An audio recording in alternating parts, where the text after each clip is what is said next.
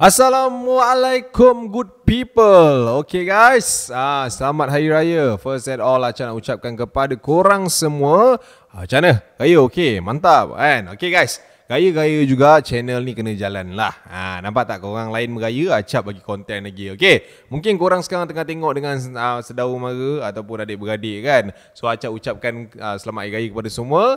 Tapi malam ni kita nak ceritakan dengan korang kisah yang pernah terjadi kepada mereka-mereka ni. Benda ni diorang lalui tentang orang kata apa, benda-benda yang berkaitan dengan raya jugalah. Senang cerita macam nak cakap. Okay, so yang mana belum tekan like dulu, tekan subscribe siap-siap dan hit bell notification. Kita layan intro dulu, lepas kita selami cerita seram malam ni. Roll it. أنزلنا هذا القرآن على جبل لرأيته خاشعا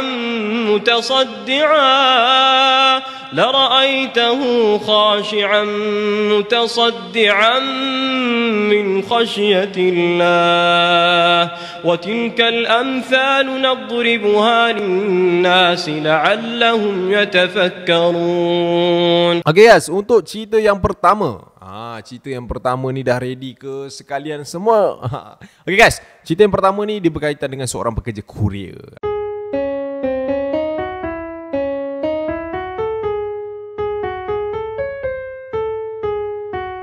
Dia ni kurier mana kita tak sebut lah. Tapi benda ni terjadi ketika tahun 2019 kata dia. Baru lagi, lebih kurang 3 tahun lepas. Dia ni orang yang orang kata apa, bekerja dekat satu syarikat kurier yang sedang meningkat naik pada waktu tersebut. Okay, nak jadikan cerita kita cut it short apa semua. Nama dia Fatah guys. Tak ada kaitan dengan Fatah Amin, tapi nama dia Fatah. Dia kata ada satu ketika ni di mana dia terpaksa bekerja overtime disebabkan parcel ataupun barang-barang package diorang kena hantar dekat rumah customer sebelum menjelangnya Syawal Aidilfitri. Benda ni jadi ketika malam raya guys. Dia kata dia kerja sampai agak lewat malam juga sebenarnya. And then dia dah habis kerja. Biasalah guys, kurier ni kerja dia memang korang tahulah, barai dia lain macam mana nak menghadap barang, nak angkat barang satu penat, nak menghadap customer lagi, dah sampai depan rumah customer call tak angkat pula. Itu semualah buat pening kepala abang-abang kurier je kan. Tapi abang-abang kurier, by the way, gua salute dengan sama lu orang. Okay, kita back to Fatah punya story. Menurut Fatah, dia kata lepas dia dah settle kerja dia apa semua, dia pun balik guys. So waktu tu jalan agak jam sebenarnya. Dia kata biasalah kita semua orang dah pulang raya kan. So dia kata waktu tu dah pukul 9.30 malam lebih kurang macam tu. Dia kata dia balik ke rumah, dia sampai rumah dah nak pukul 10 sampai dekat rumah lah. Sebab rumah dia ni flat guys. So dia ni kena parking dia punya kereta ni dekat depan kata apa, tempat yang disediakan oleh flat tersebut lah. So waktu tu dia tengok dah pukul 10 lebih. Dia kata badan dia memang dah barai. And then dia kata kalau dia nak drive malam ni memang agak bahaya lah. Sebab dia ni sekarang bekerja dekat Kuala Lumpur guys. Dia punya apa ni, dia punya kampung dekat Skinchan. Dia kata macam tu. So dia kata macam kalau aku bawa kereta ni memang aku barai lah. Dia kata macam tu. So dia ambil keputusan untuk start balik enjin kereta dia. And then dia pergi dekat kedai mamak yang berhampiran. Dia kata waktu tu perut aku lapar Cap. Perut aku lapar betul. So aku pun dengan tak semena-menanya order mi goreng mamak 2 bungkus. Dia kata Maggi mi goreng mamak 2 bungkus memang mantap gila. Ya Allah, laparnya pula. Okay guys, lepas dia dah order mi goreng mamak tu semua, dia pun balik. Sampai je dekat tempat parking kereta tu, dia tutup enjin kereta. And then dia lepak kejap. Dia tengok jam, 10.40 dah. Alright, so dia pun relax lah. Relax, tutupkan mata kan, dia sandar. Pada waktu tu guys, tiba-tiba tring, ush. Handphone dia bunyi. So dia pun angkat. Hello, Assalamualaikum. Ni tak, mak ni dah sampai ke belum? Kau gerak ke tidak malam ni? Oh mak, saya tak boleh lah mak, malam ni barai sangat ni, badan tak boleh lah. Tapi tak apa, besok petang raya Atta terus gerak, jangan risau. Sebab malam ni nak gerak pun jam. Apa-apa takut bahaya lah mak. Tak apalah kalau macam tu. So waktu tu dia borak dengan mak dia. And then dia tutup. And sekali lagi dia tengok jam pada waktu tu dah pukul 10.50. Dah lah, tu naik rumah bagus lah dia kata. Sebab besok tu dia dah start cuti lah dia kata. Dia kata dia naik rumah pun bagus lah. So dia pun turun daripada kereta tu, dia berjalan lah daripada tempat parking tu untuk menuju ke lift flat dia guys. Okay, macam saya cakap tadi lah, dia duduk flat. So waktu dia kata dia sedang menuju ke arah lift tu, dekat tepi tempat tu dia ada macam anjung tau, dia macam ada taman-taman kecil, and then dia ada satu macam apa, meja-meja batu dekat situ. Dia kata waktu tu dia lalu dalam pukul 11 macam tu kan, dia tertoleh ke bahagian anjung tersebut. Waktu dia toleh tu, dia nampak ada seorang pakcik tua ni guys, tengah duduk tapi dalam keadaan macam menangis terisak-isak pada waktu tu. So dia macam, orang tua ni okey ke tak okey ni? Alamak, menangis-nangis pula ni, apa hal ni kan? Dia ni jenis gamah tau, Fatah ni. So dia kata waktu tu dia nak pergi tegur at first time, tapi dia macam penat lah kan, malas lah. So dia kata tak apalah, aku pun dah lapar ni, aku nak naik. Dia kata macam tu. Tapi dia macam tak sampai hati juga Dia kata sampai je dekat lift, dia tengok dia punya tingkat lift tu tengah berjalan daripada tingkat 7. Dia pun macam alamak, lambat lagi kan. So dia pun ambil keputusan, pergilah jenguk pakcik tu tadi. So dia pun pergi kat sebelah pakcik tu. Assalamualaikum pakcik. Lepas tu pakcik tu pandang dia, tapi air mata dia menangis-nangis lah. Orang tua dia kata, dalam lingkungan 60-an macam tu. Pakcik okey tak ni pakcik? Lepas tu pakcik tu nangis. So dia macam, pakcik dah makan ke pakcik? Lepas tu orang tu geleng kepala. Dia macam alamak, tak makan lagi pula. Pakcik, macam ni, kebetulan pakcik, saya ada 2 bungkus mi goreng mamak. Pakcik makan tak? Mi goreng mamak ni ada 2. So pakcik duduk tepi ni. Pakcik tak makan lagi ni pakcik lapar tak apa, saya duduk kat sini, saya teman pakcik malam ni. Okay? Pakcik janganlah sedih-sedih macam ni pakcik. Kita makan. Dia kata ada waktu tu. So dia pun duduk, and then dia buka mi bungkusan mi tu, and then dia letak kat sebelah pakcik tu, and dia pun duduk sebelah tu. And waktu tu dia kata memang dia tengah lapar lah. Dia tak cakap banyak, dia pun suap makan, and then habis. Dia pun try juga borak dengan pakcik ni, tapi pakcik ni menangis je dia kata. And dia macam, dia kata dia pisang lah waktu tu guys. Sebab masa waktu pakcik tu tengah menangis apa semua, dia ni dalam keadaan yang macam nak tanya tak nak tanya. So disebabkan macam tu, dia ingat macam Patok ni tak ramah sangat lah, pakcik ni tak ramah sangat lah. So dia pun makan. Dia kata, pakcik, anak pakcik ni mana? Pakcik ni duduk kat level mana? Si Fatah ni cakap, pakcik ni duduk level 8 nak. Okay, level 8. Kenapa pakcik kat sorang-sorang kat nangis sorang-sorang kat sini? Lepas tu dia macam diam je pakcik tu. Dia kata macam tu. So si Fatah ni pun cakap lah, pakcik makanlah sikit, at least pakcik. Kan pakcik punya perut masuk angin macam mana? Ni makan ni mi ni saya bagi ikhlas, tak payah bayar, tak payah apa, saya belanja, pakcik makanlah. Pakcik tu geleng kepala. Aduh, orang tua ni susah pula tak nak makan kan. Kalau pakcik ada masalah, pakcik nak ceritalah, saya boleh dengar. Dia kata macam tu. So pakcik ni pun bersuara menurut si Fatah ni. Pakcik sedih nak. Dia tahu pakcik menangis daripada tadi kan. Sedih kenapa cik? Anak-anak pakcik langsung tak tengok pakcik, langsung tak jenguk pakcik. Dia kata macam tu. Dah malam raya nak. Itulah. Mungkin anak pakcik sibuk kot. Pakcik tak telefon dia. Dah bertahun dah dia tinggalkan pakcik. Pakcik sedih nak. Pakcik sedih sangat. Dia kata macam tu. So dia pun macam, aduh, tak ada macam ni lah. Bagi pakcik telefon agak saya, biar saya cakap sini dengan anak pakcik. Lepas tu pakcik tu diam je. Pakcik dah berapa lama dah tak jumpa dengan anak? Dia kata macam tu. Fatah tu tanyalah macam tu. Lama dah nak. Masuk tahun ni dah 8 tahun dah. Seorang pun tak tengok pakcik, seorang pun tak jenguk pakcik. Dia cakap macam tu. So Fatah ni macam, kau ajar sial anak dia ni kan, dah 8 tahun tak tengok bapak dia. Saya tak sampai hati lah cik dengar cerita-cerita macam ni. Tapi tak apa lah cik, malam ni saya teman pakcik, okay? Sekejap lagi dah sudah makan ni, kita naik atas. Dia kata macam tu. Pakcik sedih nak. Bukan apa, 8 tahun dah dia tak tengok pakcik. Masa pakcik meninggal pun tak ada seorang pun yang balik. Apa cik? Dia tengok pakcik tu siap macam tu.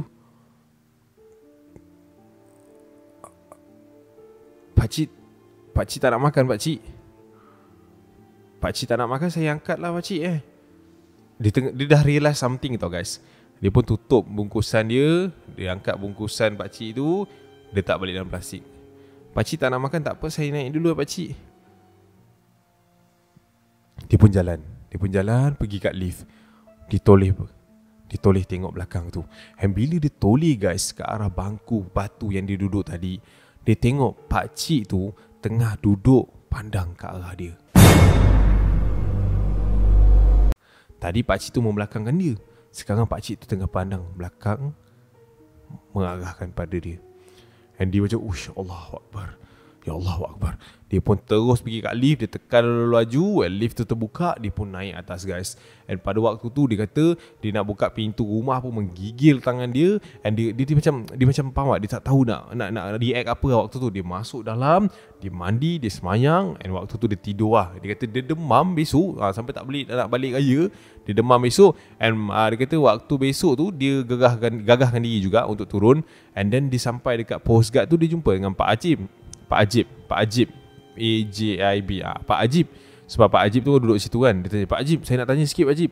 Pak Ajib tak balik raya? Tak, Pak Ajib balik semalam je. Ni dah kena kerja balik. Oh, Pak Ajib, saya nak tanya Pak Ajib, kat tingkat 8 ada orang meninggal ke Pak Ajib? Oh, ada. Ada tu, Atuk Ahmed kot. Atuk Ahmed. Dia meninggal masa malam raya tak silap Cik. Masa maghrib. Kenapa? Oh, tak ada apalah. Saya gerak dulu kampung kamu jauh ke? Boleh tahan lah cik. Okey, Assalamualaikum. Dia pun gerak. Dia kata sepanjang perjalanan dia kat dalam kereta tu, otak dia asyik berfikir je man. Siapa yang dia ajak borak malam tu? Siapa yang dia ajak makan malam tu? Gila kau kalau dengar pakcik tu cakap macam tu. Seorang pun tak jenguk cik. Sampai hari pakcik meninggal pun tak ada seorang datang tengok. Kepala otak dia. Kalau atuk tu buat prank pun, pakcik tu buat prank tu pun, aku dah jadi seram namat. So itulah dia guys, cerita yang pertama.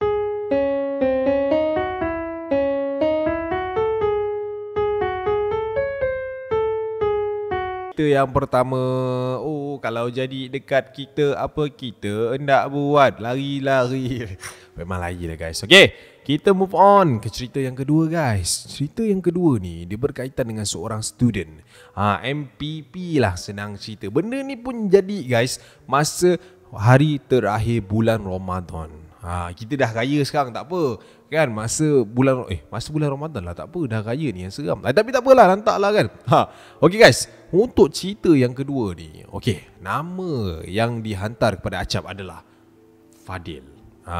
Kisah yang dikongsikan oleh Fadil ni, macam cakap tadi lah, dia ni merupakan seorang MPP guys, seorang yang berpangkat dan juga berpengaruh dekat universiti dia yang berada di Penang. Okey, pelajar yang berasal daripada Negeri Sembilan ini sama macam pelajar-pelajar yang lain sedang excited untuk menunggu hari dia pulang ke rumah ataupun kampung halaman masing-masing. Okey, ceritanya berlaku pada tahun 2015. Okey, ketika Fadil menurut dia ni ikutkan ada satu program yang dia kena gantikan seorang leader program yang tak sihat pada waktu tu. Benda ni yang paling menyakitkan hati, paling palat sekali kalau kita nak buat, kita nak ganti kerja orang tapi tak sihat, tak apalah. Okey, dia kena gantikan leader dia yang tak sihat tadi. So bila dia kena gantikan, dia kena extend sampai pukul 6 lebih macam tu. Silapnya si Fadil ni, dia ni dah beli tiket pukul 8.30. Cek balik 8.30 malam waktu tu. Dia kata dia terjumpa bas dia jumpa bas 8.30 malam. Dia dah beli tiket, tapi dia punya event tu habis 6.30. Nak tak nak, dia kata dia memang kena habiskan event tu sebab itu adalah event penutup bahagi bulan Ramadan pada waktu tu. So habis je 6.30, semua pelajar balik. And bila semua dah angkat barang apa semua, biasalah guys, MPP ni dia ada kerja ekstra kan, pampung. Habislah pukul 8. Okey, nak jadikan cerita, dia dengan beberapa MPP yang lain ni berpecah selepas habis je event tersebut. Tapi yang paling menyakitkan hati tu guys, masa event tu berlangsung, diorang ni ada 8 orang. 6 daripada mereka adalah merupakan orang ataupun datangnya pelajar yang dekat-dekat Penang, duduk Kedah. So tak ada masalah pasal bas ke apa semua. Sampai ke dia ni jauh pi Negeri Sembilan. Okey, benda yang paling dia risau sekali adalah terlepas bas. And sampai je dia dekat area bus stand tu, pada waktu tu dia naik taksi dekat area situ, sampai sampai je dekat area bus stand, dia tengok jam telah pun menunjuk pada pukul 8.40 malam. So dia pun berlari pergi dekat stand bus, pergi dekat platform bus tu. Dia tengok bus dia sudah tak ada. Benda yang paling dia risau, benda yang paling dia pening sekali, dah pun terjadi guys pada malam tu. So dia pun tengok jam, 8.40. Aduh, sudah terlepas bas gue ni. Gimana sih ni? Dia kata macam tu. So ada waktu tu dia pun angkat phone, dia pun call mak dia. Dia kata, "Mak. Hello, Assalamualaikum mak. Ni Fadil ni. Fadil tak dapat balik lah malam ni. Fadil tertinggal bas." Habis macam mana kau ni? Ada tiket tak ni? Ada. Tadi kau dah tengok belum tiket ni? Besok ada kau besok? Besok ada mak. Tapi pukul 12 tengah hari lah. Yang lain awal-awal tu dah full lah. Pukul 12 tu mungkin sampainya petang kot. Tak pun pukul 6 macam tu lah. Apa-apa nanti pada telefon lah. Yolah. Kau jaga diri sana tu. Ni mak risau ni. Tak apalah. Tak ada rezeki nak macam mana. Kata macam tu lah. So pagi raya dia memang tak bergaya lah dengan family dia. Sedih guys kan. So pada waktu tu lepas dia dah cakap awak pada minta maaf lah apa semua dia dah menangis apa semua. Dia pun ambil keputusan untuk belah daripada situlah dengan rasa pedih dan peritnya pada waktu tu. So dia pun keluarkan phone dia pada waktu tu. Dia tengok jam 9 suku. Wish, lama betul aku borak dengan mak aku. So dia pun cari application Uber guys pada waktu tu. Dia tengok Uber. Uber ada. Dia pun tekan Uber and then dia pun duduk situ. Apalah nak jadi ni. Boleh tertinggal pula bas. Dan pada waktu dia tengah duduk termenung tu, ada dua budak ni melintas depan dia. Tengah berlari juga ni. Sampai dekat area satu platform ni. Yang bas dia baru sahaja lebih kurang 5 minit gerak. Dia tengok budak tu. Ni budak kolej aku ni. Baju sama ni. And dia tengok budak tu daripada platform tu dah patah balik ke seat tu. Sama je macam dia. Tertinggal bas juga. So dia pun macam pergi dekat budak tu. Dia pun tegur budak tu. Dek. Bang, abang MPP kan? MPP Fadil ya. Kau tertinggal bas juga ke? Lah bang, tertinggal bas. Bas kau apa? Pukul 9. Padan lah, dah 9 suku dah ni itulah tu. Nak tak nak kena balik college lah balik bang. Kena duduk lah dekat blok hostel tu. Itulah tu. Apa lagi nak buat? Itulah bang. Abang nak balik sana balik juga ke bang? Nak balik sana.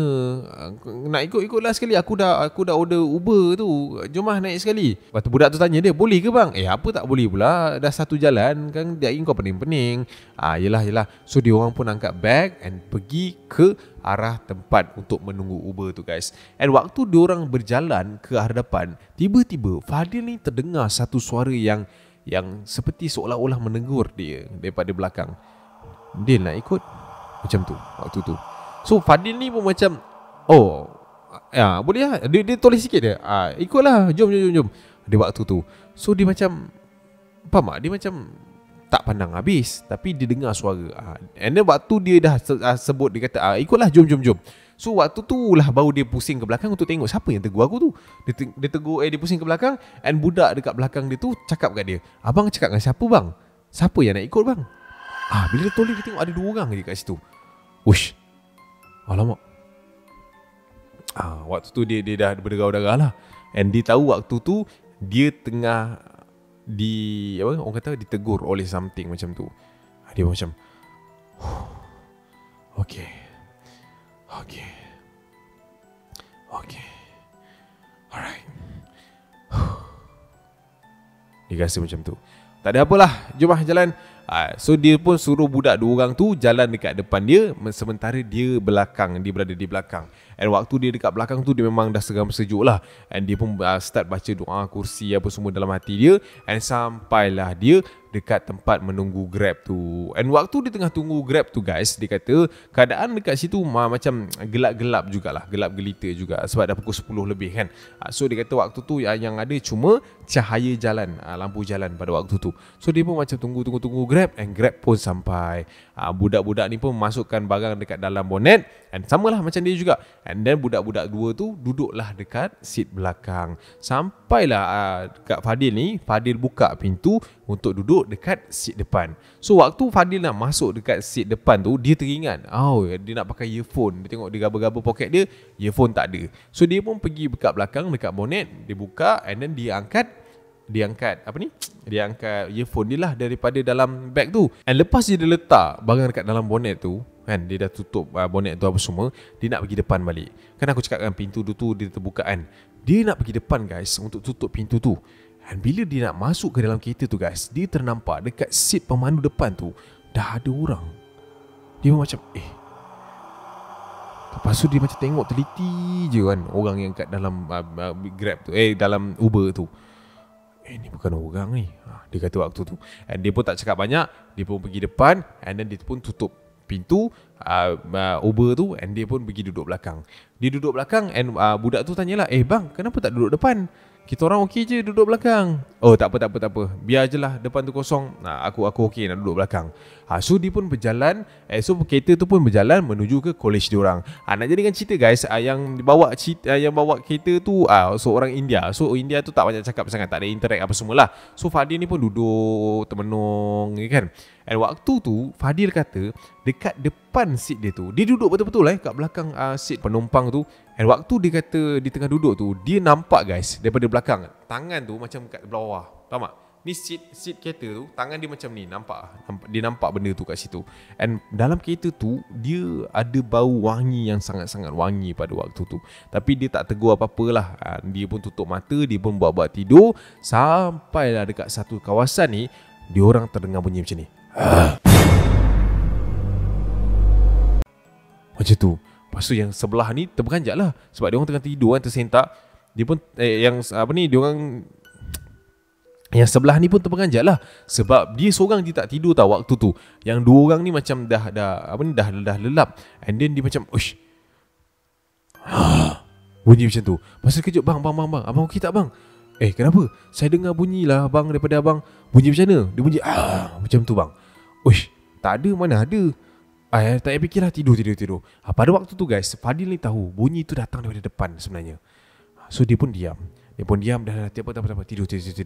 So Fadil dengan yang dua ni pun sampailah ke college diorang. Sampai je dekat college diorang pun drop, and diorang angkat barang apa semua. Termasuklah Fadil ni angkat barang. And then masa Fadil turun daripada dia punya seat belakang tu, dia terus tinjau guys kat arah seat ke depan. And bila dia tengok dekat seat depan tu, tak ada orang dah tak ada siapa-siapa dah, kosong pada waktu tu.